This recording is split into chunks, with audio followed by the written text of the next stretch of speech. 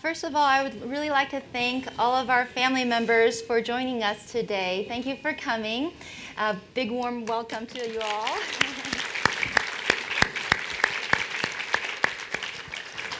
I would also like to give a special thank you to Michaeline and Jessica, two very key members of our MDA clinic and families here. Thank you so much for all that you do and for all the wonderful recommendations that made this panel possible.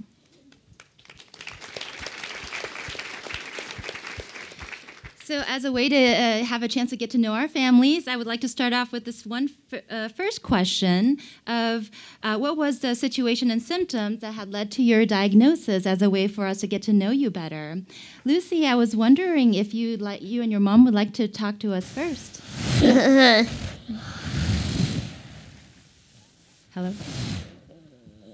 I'm Charisse, and this is my daughter Lucy, and I wrote down my answers because we have a kind of a stick to a certain time frame, so we're not too winded. And I forget what I'm saying when I'm in front of large crowds. So Lucy is our third child. Our older two have no health challenges. Most of Lucy's symptoms were fairly subtle, and I didn't put them together until after her diagnosis, actually. The main symptoms that we noticed that she was very floppy, and she wasn't able to hold her head up for very long, and when I would sit her on my lap or put her on the floor, she wasn't able to push off like my other children did. We took her in for her 4-month appointment, and I mentioned this to her doctor, and after her doctor looked at her, she said, you know what, you're right. And so she talked to the neurologist, and the neurologist wanted us to come in the next week. And during that week, my husband started searching online, different symptoms, and he came across spinal muscular atrophy, and he just really felt like that was going to be part of our lives. And he came home and he told me that this is what he thought Lucy had, and I told him he was crazy. There was no way. We had no family history of any neuromuscular disease. Anyway, so when we saw the neurologist the next week, she was filling out all the forms for the different tests, and while she was doing that, Chad texted me and he said, make sure she tests for this, and it was spinal muscular atrophy. And so I showed her the text, and I said, do you think that Lucy has this? And she said, I really hope not, but let's test for it just to be safe. And anyway, and then that's how we found out. So it was very quick, actually. I think we were fortunate to find out quickly, but that's how. Thank you so much, Charisse. Angie, would you also introduce yourself? Hi everyone, I'm Angie. I'm a junior here studying English, and I have SMA type 2. I was diagnosed when I was 15 months, so I don't remember it obviously. but I asked my parents about this question, and they said that the reason they took me in at 12 months because I had not started walking, and I was crawling, but only army crawling, and then I got sick and stopped crawling also, and so they took me into the doctor and ran some tests, an EMG test I think, and blood work, and confirmed that I had SMA type 2 by 15 months. But yeah, that's kind of the reason I got diagnosed, and yeah. Yeah. And something very wonderful that Angie is doing, she's working on a grant to be able to write more, because she's a phenomenal writer, to tell the stories of SMA. So thank you. Next, I was wondering if Eli, you would like to talk a little bit about Isaac and your experience? Yeah, my name is Eli. My son Isaac is 21 months old. He was diagnosed at his 4-month well check as well. I think that in retrospect, maybe saw some, had low tone was the primary symptom, and probably in retrospect, probably started seeing some slowdown in development and symptoms around 3 months. And then, we're seeing here at Stanford, and pretty much immediately after his 4-month well check, it was quickly expedited and was tested, and really fast started treatment shortly thereafter. Thank you. Next, I would like to welcome Pranav and his dad, Sridhar. You want to play? Yeah, hi. This is Sridhar. Pranav, my son. For us, it was slightly different. He was having seizures when he was 3 months old, and he was on the seizure medication. So everybody in the family or everywhere, we were thinking that it is because of the seizure medication that he has slowed down or whatever the behavior was. And only until 1 year or past 1 year, we started realizing, no, this is not right. This is not the way that is supposed to be. He's not hitting his milestones on the time and all. Then started treating for low muscle tone and things like that. But somewhere around like when he was 18 months old or so, that is when we said, no, we have to do further tests to figure out what is going on. And then eventually it ended up being SMA type 2. Thank you so much. That's how it is. Yeah. And so next we have Mr. Ted Robb. Hi there. I probably have the most different story out of this panel, but when I was little, there was no SMA. They didn't know what it was. There was no name. When I was about 4 or 5, we lived up the hill from my grandparents, and I would every morning run down the hill. And about 5 years old, I would start falling down for no explanation whatsoever. And that sort of led from one thing to another, and eventually ended up having a muscle biopsy on my left leg. They thought it was muscular dystrophy, and I went through sort of a bunch of years from about 5 to 12 with sort of a series of different tests. Felt like I was poked and prodded every different way you can imagine, and ultimately I didn't find out I was diagnosed until my brother was diagnosed many, many years later. And so I have type 3. I'm now 40.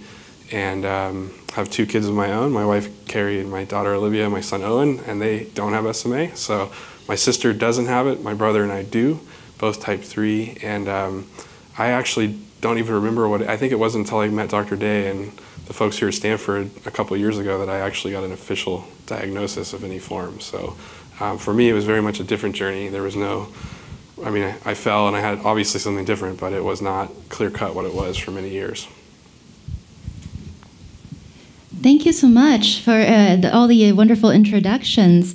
Next section, we were hoping to hear a little bit about your experience with regards to the commercial drugs, the therapy trials, and the medications that you've had a chance to be a part of. So in the spirit of that, I was hoping that we can hear a little bit about which therapies, studied, or commercial drugs that you were participating in, and the reason for choosing this particular therapy over another one. Or Lucy and Charisse, would you like to start? Yeah. Yes. So when Lucy was diagnosed, we were told there was no treatment or cure. We hoped for years that there would be something. We helped fundraise and try to push in ways that we could for treatment. And miraculously, Lucy started Spinraza January of 2017, and she's had 12 doses, right, Lou? Yeah. And the reason that we chose that is because it is the first option that we've ever had. So. And Angie? Yeah. Or anyone can, yeah, feel free. I am in the trial for risdiplam, Sunfish trial right now, and I've been on that trial since August of 2018. For me, the decision to join this trial was more of a timing thing, so I was also like Lucy's family was super excited when Spinraza was approved in 2016, but that was a major point of transition for me because I was graduating high school and moving over. I'm from a suburb of Chicago, so I was moving over here to come to college, and it was just, that's already is a lot to deal with for any person, and so and then I was told I would probably need a surgery to make a window because I have spinal fusion for Spinraza. So that just kind of felt like a lot to me at the time. So I was holding off until I got settled. I probably would have pursued Spinraza if this opportunity for risdiplam hadn't come up, which I'm super thankful for. Yeah, I think I would definitely continue to stay on risdiplam just because the oral component is a lot easier day to day, which is a plus, I think. But yeah, that's kind of the reason that I have chosen to pursue risdiplam. Thank you. Eli, I was wondering your experiences with your family. So my son Isaac started Spinraza at 4 months. He's still on it. I think he's going to hopefully have his 8th dose in January. We noticed that his swallow is very, he loses his swallow usually, or has been over the past about 3 weeks before his next dose. And so we were always kind of looking else, like what other options might be out there. So we were fortunate to be able to enroll into a managed access program for Zolgensma at Nationwide Children's in Columbus. And he was dosed with Zolgensma on August 7th. And so he's, I guess, maybe one of the few patients out there that's currently on both treatments. And, I guess we'll see how that goes forward. Somewhat unknown if we'll be able to continue to get Spinraza for him. We're hoping that we can, because we definitely see that decline. We're about 5 weeks out from his next dose. So we're closely monitoring, and hopefully his swallow's improved, but I'm also hoping that we can, I know the data doesn't support it, but I think that he definitely gets benefit from Spinraza as well, and hopefully we can continue that for him. So, Eli, can you comment, have you noticed any difference between Zolgensma and the Spinraza? Is it possible to tell? There was definitely, we noticed some improvements with the Zolgensma where he would have not been probably improving at the same pace just on Spinraza. I think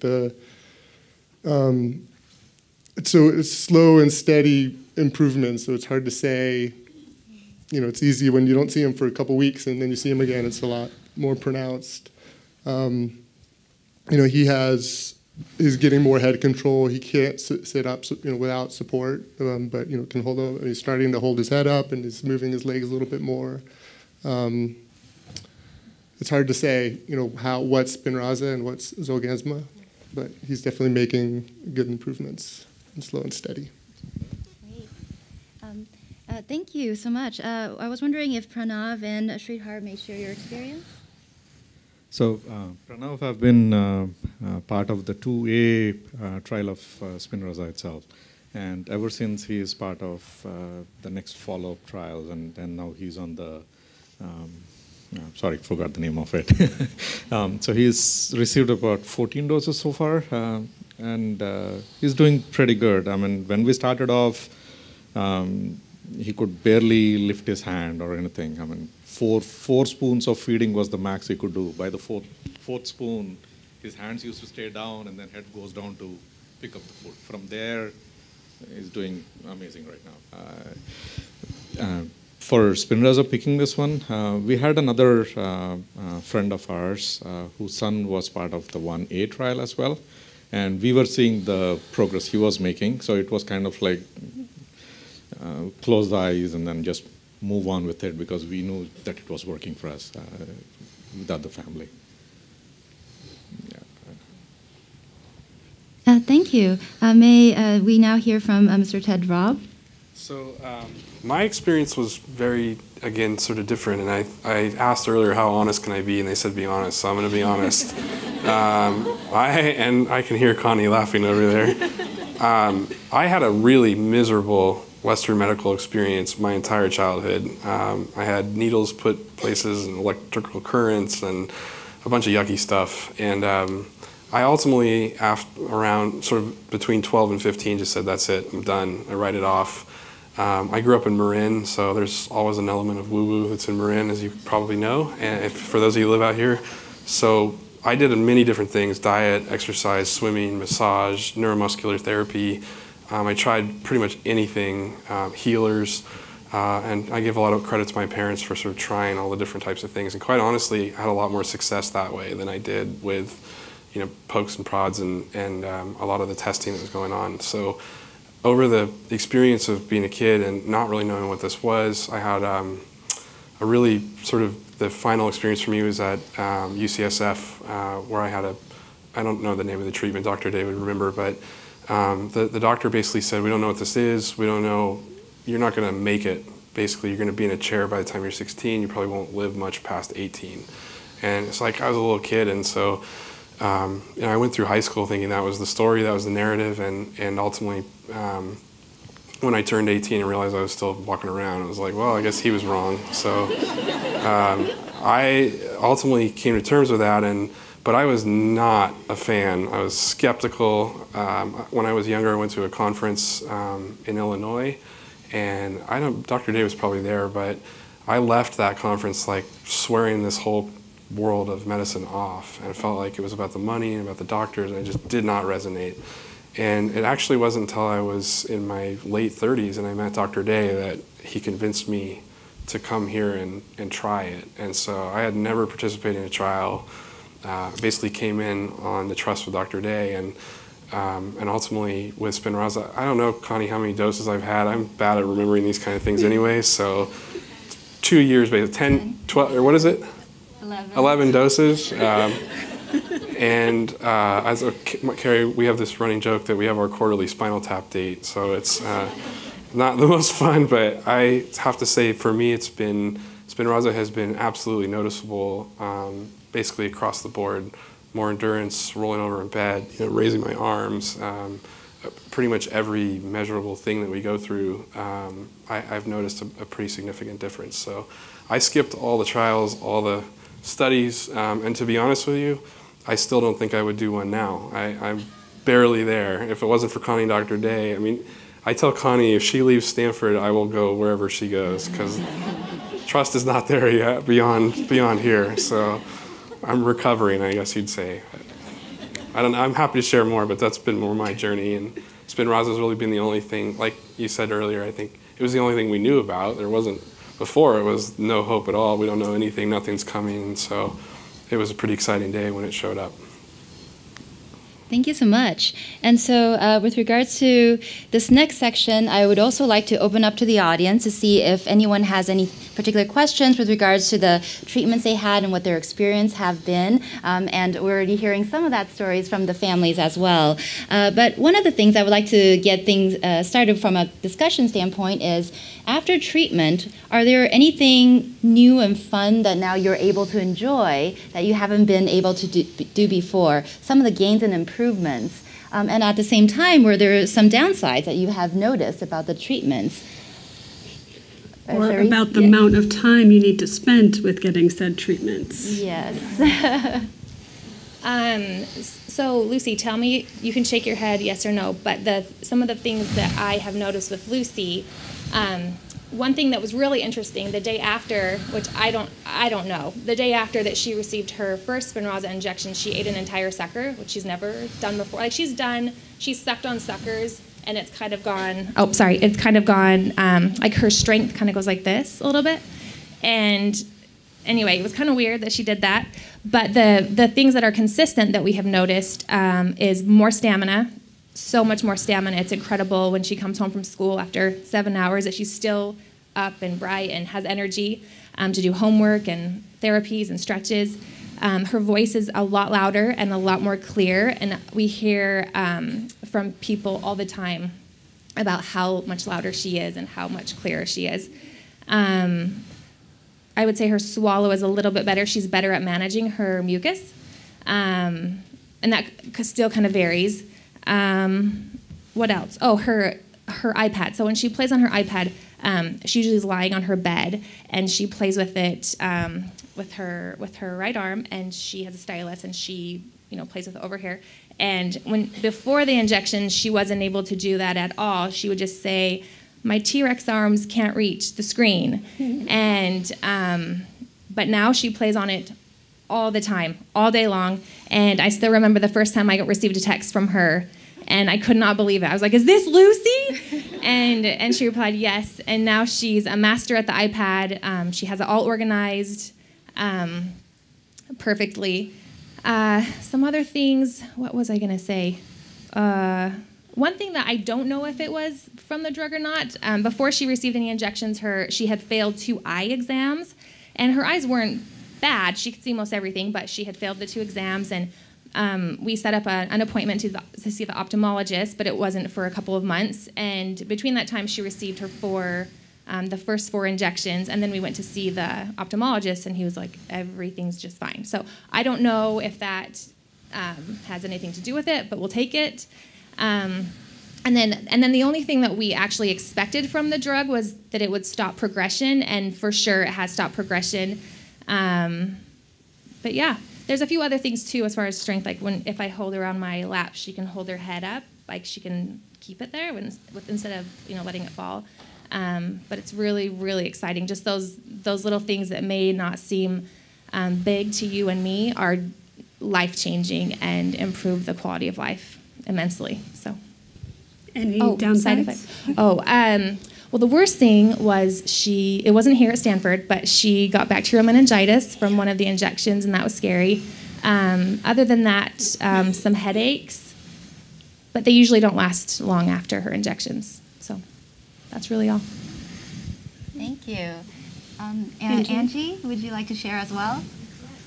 So for me on risdiplam, to be completely honest, I haven't seen like major noticeable gains that are, huge, but like Lucy's mom said, stopping progression is a huge gain for patients with SMA, and so I think I've definitely felt that. There are a couple things where I'm like, maybe it's helping, like I think I might have a little bit better head control, or might have a little bit easier of a time lifting a cup up, or sorry for the TMI, but balancing on the toilet was a tiny bit easier. But I don't know, it's not like completely, I can't say if it's completely attributable to the drug, but hopefully it is. In terms of side effects, I haven't noticed any side effects at all, which is awesome. I emailed Dr. Day towards the beginning of the trial when I had a weird rash on my leg in kind of a panic. I was like, is this from the drug? But I don't think it was, because it went away. It was probably some bug bites.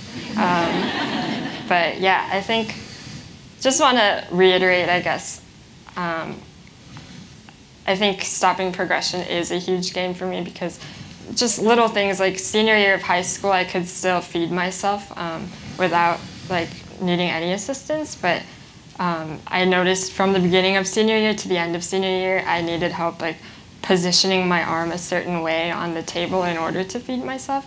And I feel like meals are kind of a way to get to know someone, and I feel awkward asking someone to position my arm an exact way when I'm out to a meal with someone new for the first time or something like that. And so just little things like that, even if we maintain the strength that we have, which this treatment is doing for sure, it's a huge gain for me. So, yeah. And Angie, how long have you been in the trial? I've been in the trial for a little over a year, so August of 2018 I started, yeah. Yes, thank you. Eli, I was wondering if you can share something. Yeah, so as I was mentioning earlier, I think the biggest noticeable, tangible difference for Spinraza is swallowing ability for Isaac. Literally the next day, he goes from not able to swallow for a week before, and then the next day he's eating 3 to 4 ounces of puree, which is really amazing to see. He's been able to. He's almost got his full rollover. It's pretty exciting to watch that. He can get onto his face, but he can't quite finish it. I think with Zolgensma, one thing we noticed was with the eye vacillation. I forget the exact term of it, but he had a little bit of wobble in his eyes, and we noticed that after 2 to 3, 4 days after Spinraza, that started to really go much more minimally. It was harder to see. That seemed to improve a lot. Also noticed his endurance and in the movements that he could do. About 4 or 5 days after Zolgensma treatment, he had quite a bit more endurance. Again, it's hard to say if that. I think there's those moments in time where I can say that's more Zolgensma and that's more Spinraza, and that's what I'm trying to speak to. But overall, he's continued to make incredible gains. I just taught him a game yesterday. I had to hold his arms up above his head and go up and then down, and he's I was playing. He's a baby and learning new things all the time, so it's hard to tell what's the drug and what's just growing into a toddler. So, any downsides? I think with the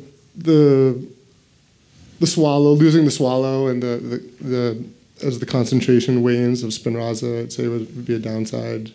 The Zolgensma with the, he had a slight fever, low-grade fever for 3 to 4 days after. And then, but his platelets and liver enzymes seemed to be, within tolerance, and we were able to wean off of the steroids at the appropriate time. So no big challenges there. Thank you. For Pranav, I was wondering, are there anything you like to do for fun nowadays? Things new that you're enjoying? Let's see. There are some Beyblades I play with. They're like spinning tops. Oh. I used to not play with them. I couldn't really spin them really well. But these days, right before my shot, I was able to spin them more efficiently. That sounds wonderful. Anything else that Dad has noticed by chance, or? Yes, I mean, in terms of development, I mean, where Pranav started off and where he is now, I can't tell. I can thank Dr. Day for making this happen for him. When he was first trying to qualify for the study, right, he was right on the wall, or maybe on the other side, to say not being qualified for the study as to where he was supposed to be. And lucky that Dr. Day thought that he will be a good candidate to get into it. And he has done amazing from then. Simple examples, like when he started off, before the diagnosis, he was able to crawl, but very slow. But then by the time the trial started or whatever, even before that, he lost all of them. He couldn't even do rollovers properly. But from that stage, after the drug started working for him, even things like he was on pureed food for until 6 years old. So every day morning we used to prepare food for him, pureed, because any textural change or any solids that come in, he used to throw up. And then we had to start all over again, preparing the food and feeding him. So from there, now his favorite food is pizza, chicken, and all those things. And every day he wants pizza. So that is how much he has improved in that sense. He plays chess very well. That is one of his favorite games. Looking at me. Yeah. So, and things like he was not even able to reach his arms out to even feed himself or things like that. The maximum he could do was the first spoon he used to do with one hand. The second hand used to support him. Then the third with difficulty. Fourth, he used to keep the spoon down, and then he used to go down to eat it. From there, now he doesn't need any help. He feeds himself, and he's eating the regular food like everybody else. And so one other difference that we have seen is anything above the hip and the higher up is the most gain that he has received than on the lower side. I mean, not part of any study things and all, but as a parent, that is the observation that we had. And that is the biggest thing that we see in him. He used to be on, the stool softeners, Miralax and all, but he's off of all of them completely, just like normal on those fronts. He's doing good at school. He doesn't want to miss school at all. That's another thing, right? Do you want to add anything, buddy? I can't really think of much. Okay. Mr. Todd, also anything you'd like to add? Yeah, for me it's been pretty much across the board. I'd say the biggest things I noticed were my hands got a lot stronger really fast. Opening jars, opening doors. Like when you have SMA, especially when you're walking around, it's funny to think about all the things that are difficult, like a Costco parking lot. That's like the worst thing in the whole world, a wide open space. So I noticed opening doors in the wind or on my car. Those were pretty significant. I've noticed my upper body. I agree with you that pretty dramatic changes. I have fewer falls. When I do have a fall, I'm able to catch myself. In a lot of cases where I would have just splatted before, now I'm able to not even fall down, and even bend over and get back up. And so, when I was younger, I think that I don't really understand type 3, type 4, the spectrum and all these. I know there's a lot of change now, but I do know that I was pretty steadily declining. My wife and I have been together since college, and so I think it became pretty clear that the decline was real. And for me, I had written this thing off a long time ago, and so I wasn't really paying attention to it. But now I've noticed that having these capabilities back, it's like, whoa, there's a real new shift of baseline. And so I think that for me, the bigger thing has been actually reorienting.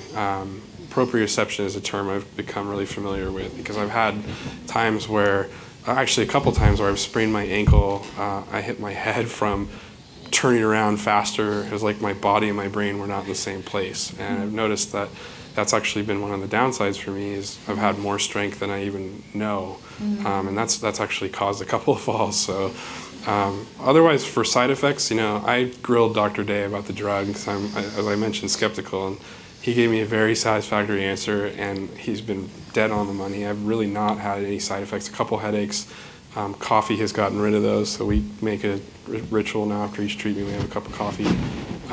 But in general, it's been pretty significant gain. And I think the only thing I'd say that was probably worth mentioning is that I do notice by the end the dip is really real for me, and so I describe it more like an oil change. Like I know when it's time.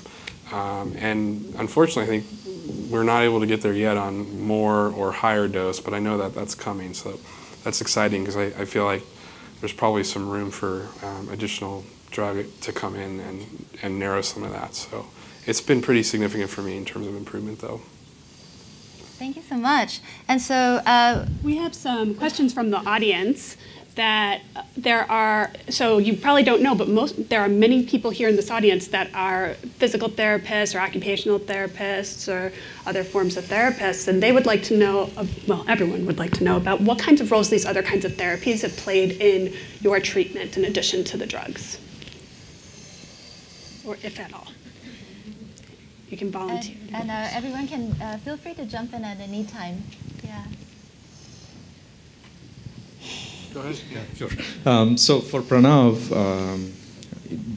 even before the diagnosis started, when we thought it was low muscle tone and all, one of the things that he used to go for the physical therapy, and they used to use the light gate where he used to be in that, and then help him walk or try to walk in that way.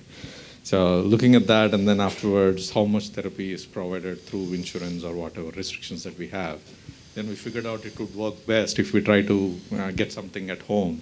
So I got one fabricated in India, got it shipped here to make it less expensive. Still, it was like a third of the cost. That was mostly for the shipping cost.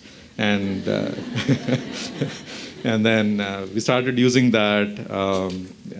And also, so nowadays we try to do a little bit of rowing. He tried to do 10 calories, probably something like that. Yeah. 25, yeah, he's correcting me, that's good. So anything and everything, just a little bit of it is also helping, just at least to maintain or see slight difference in it.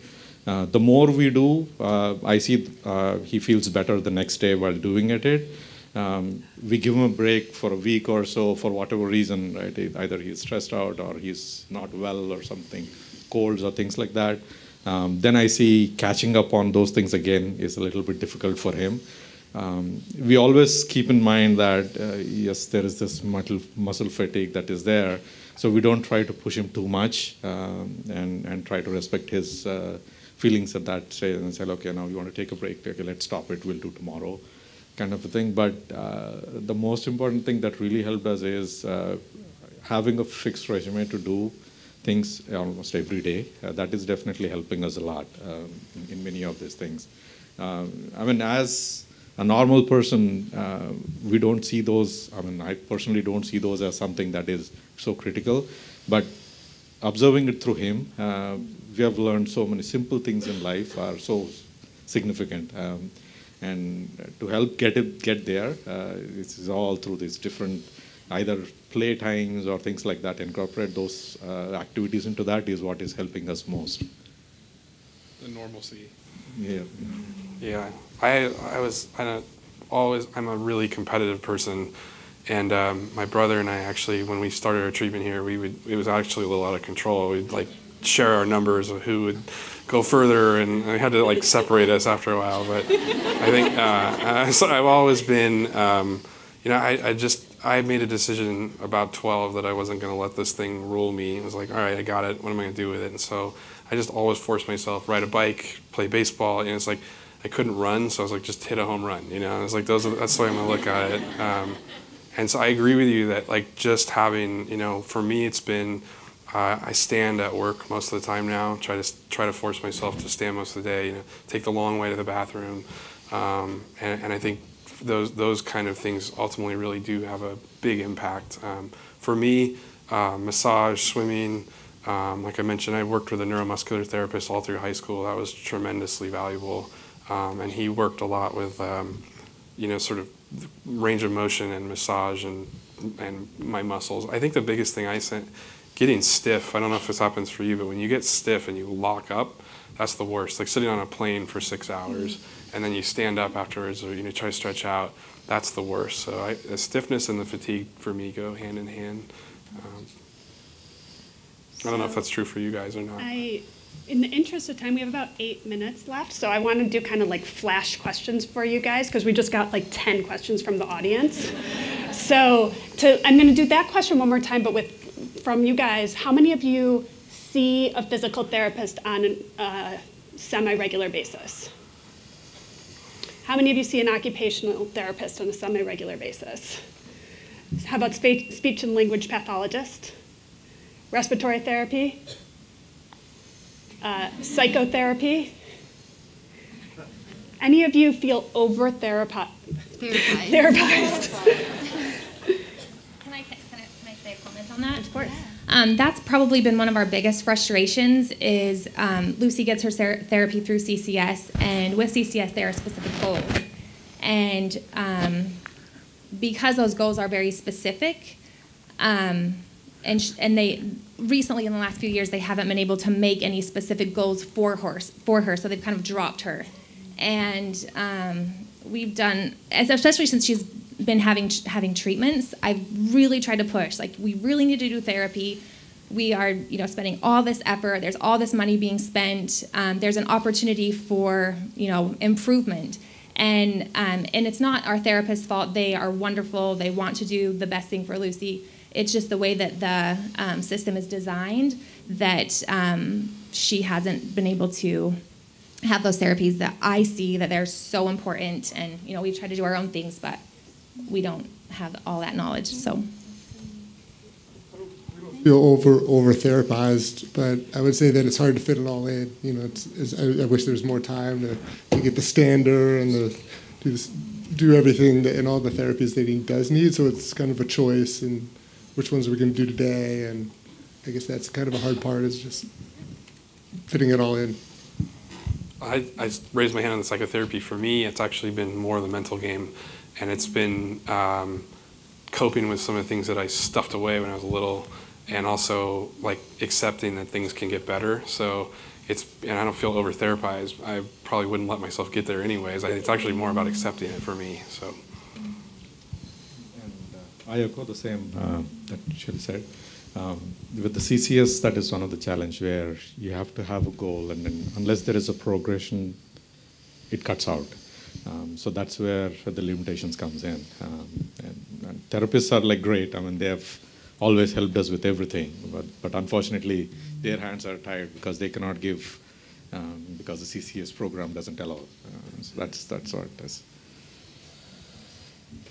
And then for me, I used to get more regular therapy growing up, but I think just getting older and getting busier, I have had less time for it. And so my physical therapist will train my caregivers to do like daily stretches at home. And so I do that for probably 30 minutes to an hour each day. And I wear AFOs and just try to fit things into my more regular routine. That's been helpful. It's really nice that you have that ability to have someone train your caregivers and do that with you.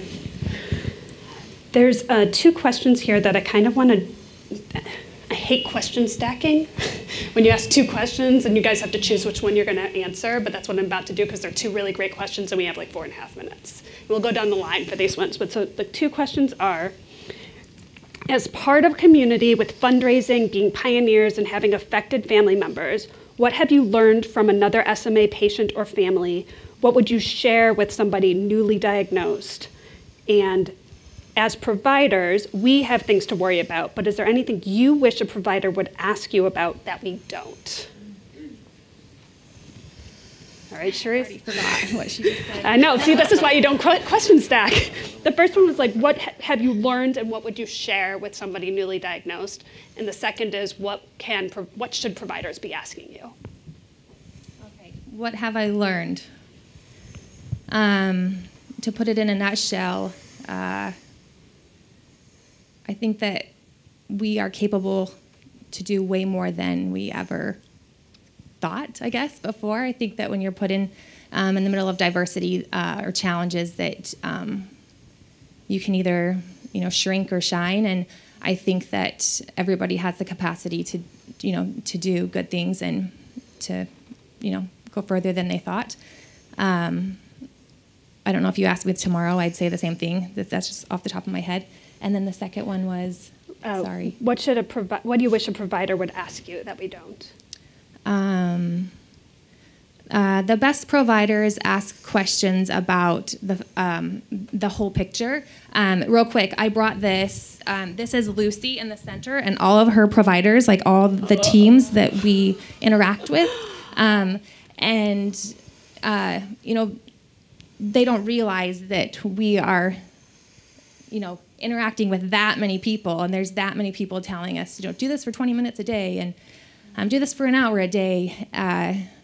But I would want them to ask, what can we do to help? Like, what is not working for you? How can we make that work? What support do you need? I always appreciate that. Angie? Yeah, those are hard questions. Yeah. I think to a newly diagnosed family, I remember, so my family and friends have also been hosting fundraisers annually, and one of the biggest or greatest memories that I have is a newly diagnosed family actually coming up to me and saying, thank you for showing us that, like, how great of a life you can have. You're surrounded by such great friends and family. And so I guess I'm sure it can be terrifying to get this diagnosis, but the one thing I would say is life is great, and so don't worry too much. And in terms of, what was the second question? Oh, what providers? So I don't know, this is not necessarily like medical providers' jobs, I guess, but for me, rather than a lot of the medical needs, one of the greatest challenges with life with SMA is hiring and maintaining caregivers, because that affects my day-to-day life much more than honestly stretching does. So maybe just kind of being aware of and having some resources on how to, where good sources for caregivers are, how to maintain, hire. I don't know if that's kind of going outside of what your job is supposed to do, but just being aware of that, I think, is one major point that gets left out sometimes. Yeah. A great point. I was going to share 2 things, I guess, that are relevant, not quite to answer the question, but one thing is, I think for newly diagnosed, it's really, you're going through a lot of very emotional, and also parents are the nexus for dealing with, like your diagram is very appropriate and accurate, and parents really need to, step up and be that facilitator. I think it would go a long ways, for maybe social workers or other people that are tied to the hospital to kind of help navigate that and educate where are all your resources, and here are all the things you kind of need to be looking at.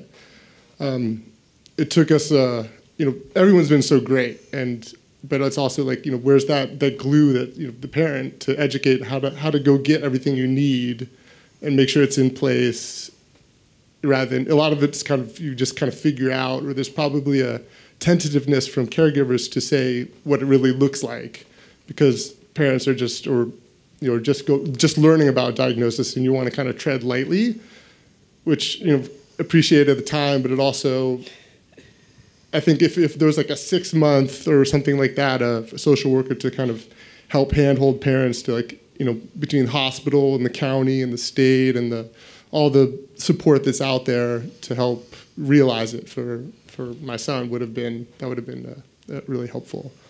The other thing I think too, this is more of a feedback, but I think with all the studies and all the research that are comparing to baseline or natural progression of FSMA, it's accurate, but I don't think that bringing that up in a patient setting with your patients is necessarily helpful, because it is a brave new world, and that's not really, it's relevant from the data perspective, but not necessarily helpful for parents or patients to hear.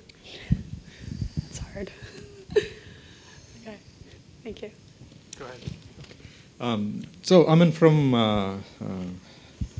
what we do or what is told to us, I mean, I don't have anything that I could say this would have been, or we were missing this information or anything like that. I mean, Dr. Day and team, right, they have been like really, really helpful, and a lot of information was given to us. One thing for me, up in the brain, I accepted the fact, but down here, I still cannot accept it. And that is, I don't know how to cope with that. It's been 7 years, and I still feel that. For him, I don't know how he feels. I mean, he's a very high-spirited kid. He never complains or anything. That is one challenge I still don't know how to deal with. Same thing with my wife. I say stay strong in front of her, but then afterwards, I have my moments.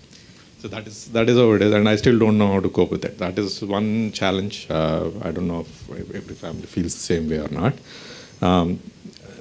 Coming down into what would have been done more, I mean, probably from the study perspective, there might be challenges because for the drug, there is always these goals that are required to be met for it to be called success or failure. But the other aspects of it are never considered as part of the study. Some call it placebo effect, some call it maybe just that you are receiving the medicine, that you are feeling that you are getting all the strength.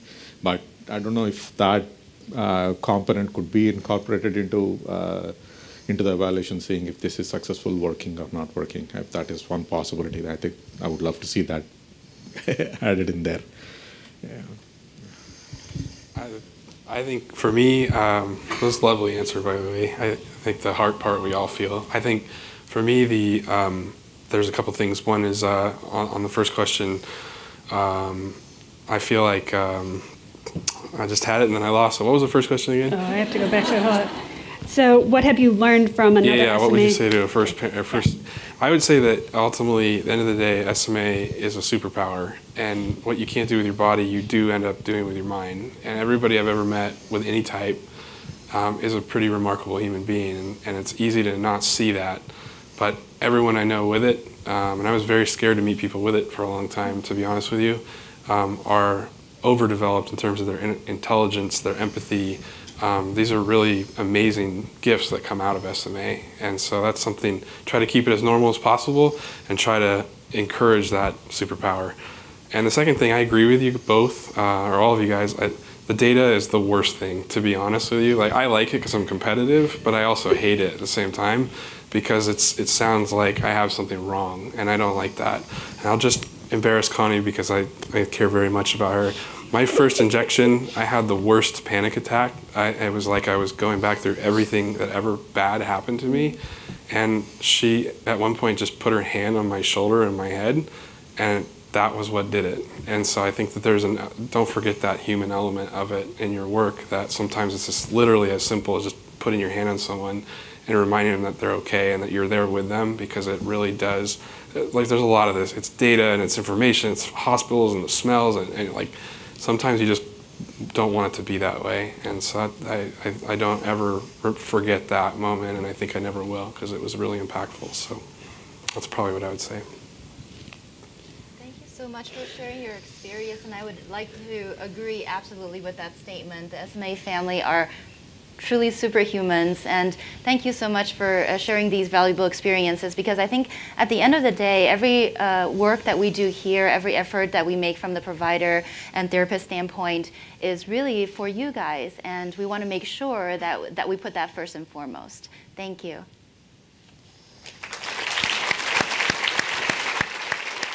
The preceding program is copyrighted by the Board of Trustees of the Leland Stanford Junior University. Please visit us at med.stanford.edu.